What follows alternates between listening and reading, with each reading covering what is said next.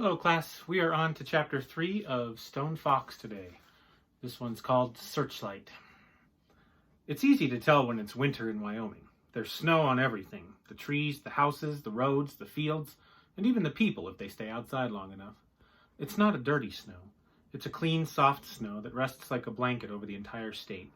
The air is clear and crisp, and the rivers are all frozen.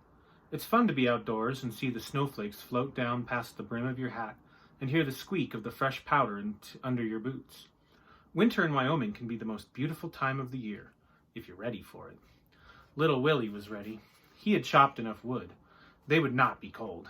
He had stocked enough food. They would not go hungry. He had asked Lester at the general store how much food Grandfather had bought last year. Then he had purchased the same amount. This would be more than enough because Grandfather wasn't eating very much these days. The coming of snow, as early as October, also meant the coming of school. But little Willie didn't mind. He liked school. However, his teacher, Miss Williams, had told Grandfather once, "Far as I'm concerned, that boy of yours just asks too many questions." Grandfather had just laughed and said, "How's he going to learn if he don't ask?" Then later, Grandfather had said to little Willie, "If your teacher don't know, you ask me. If I don't know, you ask the library. If the library don't know, then you've got yourself a really good question." Grandfather had taught little Willie a lot. But now little Willie was on his own. Each morning he would get up and make a fire. Then he would make oatmeal mush for breakfast. He ate it. Searchlight ate it. Grandfather ate it. He would feed Grandfather a spoonful at a time. After breakfast, little Willie would hitch up Searchlight to the sled. It was an old wooden sled that Grandfather had bought from the Indians.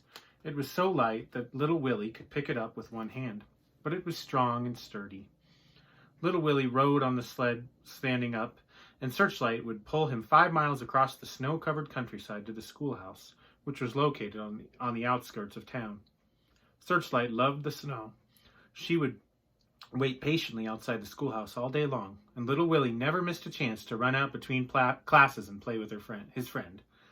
After school, they would go into the town of Jackson and run errands. They would pick up supplies at Lester's general store, or go to the post office, or go to the bank. Little Willie had $50 in a savings account at the bank. Every month, Grandfather had deposited the money little Willie had earned working on the farm. "Don't thank me," Grandfather would say. "You earned it. You're a good little worker, and I'm proud of you." Grandfather wanted little Willie to go to college and become educated. All Willie wanted to do was grow potatoes, but he respected his grandfather enough to do whatever he said. If there were no errands to run that day, Searchlight would just pull little Willie up and down Main Street. Willie loved to look at all the people, especially the city slickers, as Grandfather called them. Why, they didn't know a potato from a peanut, Grandfather said, and their hands were as pink and soft as a baby's. You couldn't miss the city slickers. They were the ones who looked as if they were going to a wedding. At a little before 6 each day, little Willie would position his sled in front of the old church on Main Street. Today again he waited, eyes glued on the big church clock that loomed high overhead. Searchlight waited too, ears perked up, eyes alert, legs slightly bent, ready to spring forward. Bang! At the first stroke of 6, Searchlight lunged forward with such force that little Willie was almost thrown from the sled. Straight down Main Street they went, the sled's runners barely touching the snow. They were one big blur as they turned right onto North Road, and they were almost out of town before the church clock became silent again. "Go, Searchlight, go!" Willie's voice sang out across the snowy twilight. And did Searchlight go? She had run this race 100 times before, and she knew the whereabouts of every fallen tree and hidden gully. This enabled her to travel at tremendous speed, even though it was getting dark and more dangerous.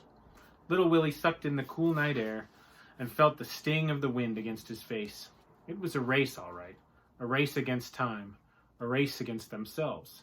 A race they always won. The small building up ahead was Grandfather's farmhouse. When Searchlight saw it, she seemed to gather up every ounce of her remaining strength. She forged ahead with such speed that the sled seemed to lift up off the ground and fly. They were so exhausted when they arrived at the house that neither of them noticed the horse tied up outside. Little Willie unhitched Searchlight, and then both of them tumbled over onto their backs in the snow and stared up at the moon. Searchlight had her head and one paw on little Willie's chest and was licking the underside of his chin. Little Willie had a hold of Searchlight's ear, and he was grinning. The owner of the horse stood on the front porch and watched them, tapping his foot impatiently. Well, that's the end of the chapter. My question for you that you can leave in the comments below is, what do you think this horse thing is about? Why is there a horse at the front door? What might be the reason for that? Think about your answer. I look forward to hearing from you, and I'll see you next time.